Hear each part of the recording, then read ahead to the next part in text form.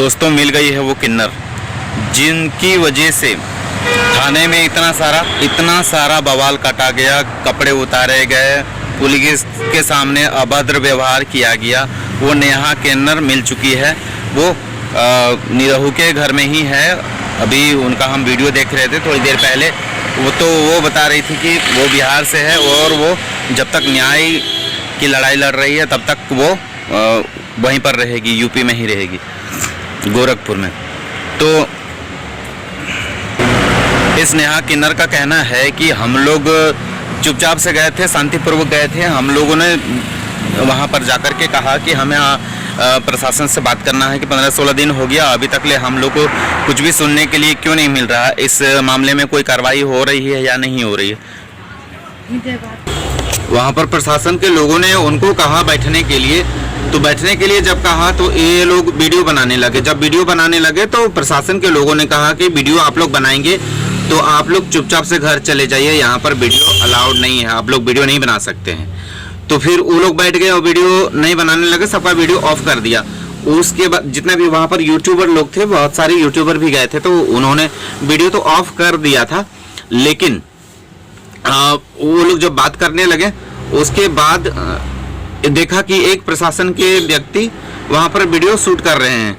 तो इन लोगों का कहना था कि आप लोग वीडियो जो ग्रुप की जो माता होती हैं उन्होंने देख लिया था। तो उन्होंने कहा कि आप लोग वीडियो जब बना सकते हैं अपना प्रूफ के लिए तो हम लोग क्यों नहीं बना सकते हैं। तो इसी में वो लोग मतलब अग्रेसिव हो गए और इस तरह से मतलब जो प्रदर्शन करने लगे और मतलब भला बुरा जो भी वहाँ पर जो भी चीज किए, सारी चीज़ें तो गलत किए। और इस विषय में ये जो नेहा किन्नर है ये माफ़ी भी मांग रही है कि हाँ हम लोग गलती किए हैं, हम लोग मैंने जो भी गलती हम लोगों से हुआ है उसके लिए हम लोग सबको माफ़ी मांग रहे हैं। लेकिन इनका गोलू का भी कोई इसमें हाथ नहीं है, राधा राज का भी कोई हाथ नहीं है, गोरखपुरिया का भी कोई हाथ नहीं है। ये लोग पूरा निर्दोष हैं, ये लोग कुछ भी नहीं गलत किए हैं और ना ही बाकी यूट्यूबर इस तरह से कोई भी हरकत किए हैं। अगर कोई गलत किया है तो वो लोग हम लोग हैं, किन्नर समाज है। तो वो अपना गलती मान रही है और माफ़ी भी मांग रही है कि हम लोग को माफ़ कर दिया जाए, हम लोगों ने गलत किया है लेकिन इन लोगों का कोई गलत नहीं है। तो यहाँ पर आप सोचने वाली बात ये है कि आप लोगों की वजह से कितने निर्दोष लोग फंस गए हैं। 9 धाराएं लग चुकी हैं, गोलू जी अंदर हो गए हैं, गोरखपुरिया जी का हालत खराब है, कभी इधर भटक रही कभी उधर भटक रही हैं अपने इंसाफ के लिए, जो गलती उन्होंने की ही नहीं है। और इधर राधा राज का भी मैंने कल वीडियो देखा कि अब हम किसी से इंसाफ मांगने नहीं जाएंगे, क्योंकि हमको जब कानून ही प्रशासन ही हमको फंसा रही है तो हम किससे इंसाफ मांगने जाएंगे,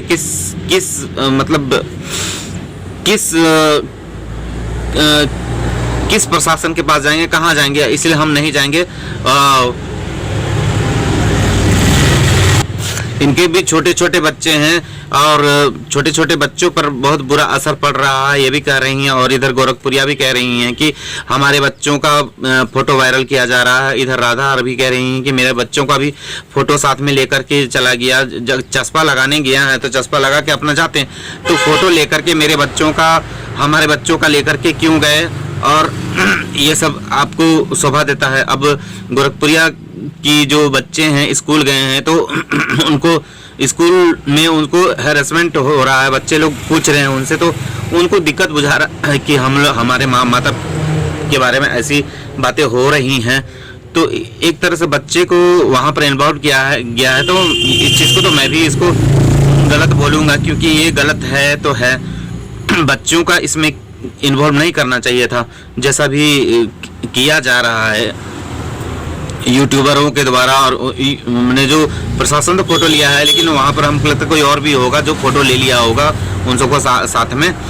तो प्रशासन तो ऐसा गलती नहीं करती है कि किसी का फोटो को मैंने पब्लिक में बांट दे, ऐसा नहीं करती। तो हमको यहाँ तक लगता है कि कोई वहाँ पर होगा जो फोटो ले लिया होगा, साथ में जब खिंचवा रहा होगा तो वहाँ पर फोटो लेकर के सबको इधर उधर कर दिया। तो ये तो गलत है भाइयों। अगर आप लोग मेरा वीडियो देख रहे हैं तो आप लोग इस चीज़ को, उस वीडियो को हटा दीजिए, या वो जो अब बच्चों का जो फोटो है वो हटा दीजिए, दूसरा थंबनेल लगाइए, या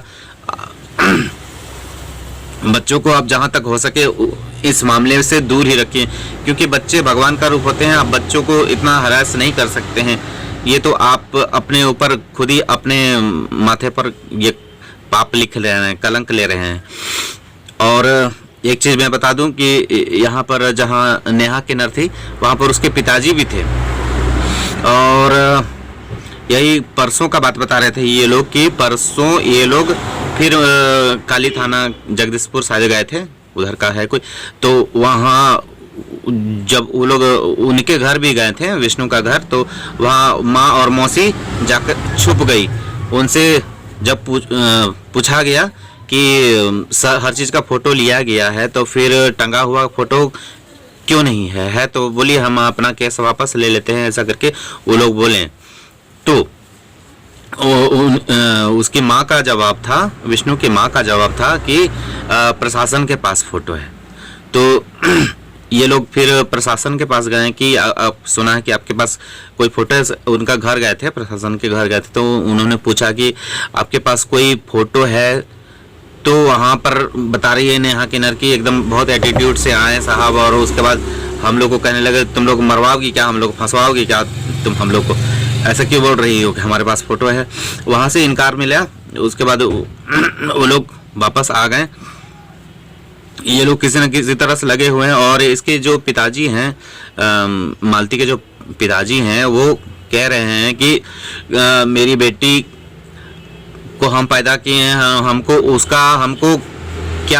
उसका हमको बिहेव नहीं पता है, उसका नेचर हमको नहीं पता है, हमको हर एक चीज़ हमको उसका पता है, हर एक एक्टिविटी पता है कि वो कैसे रहती है, कैसे करती है, कैसे उसका व्यवहार है। तो हम अपनी बेटी को हम अच्छी तरह से जानते हैं। मेरी बेटी जब सोती है पानी लेकर के सोती है, और वो स्टूडियो में ही सोई है, वही बिस्तरा है, वही सारा चीज़ है। और कभी देख रहे हैं पंचनामा हो रहा है कि स्टूडियो में फ़ोटो है, वही बिस्तरा है, उसके बाद पंचनामा होता है, फिर बरामदे में होता है, फिर देखते हैं यहाँ साड़ी टंगा हुआ है, फिर देखते हैं कि पंखुड़ी में टंगा हुआ है। ये सारी चीज़ें, सारी बातें आती हैं। तो वो उनका 100% मानना है कि मेरी बेटी का कत्ल हुआ है, कत्ल हुआ है, कत्ल हुआ है बार बार।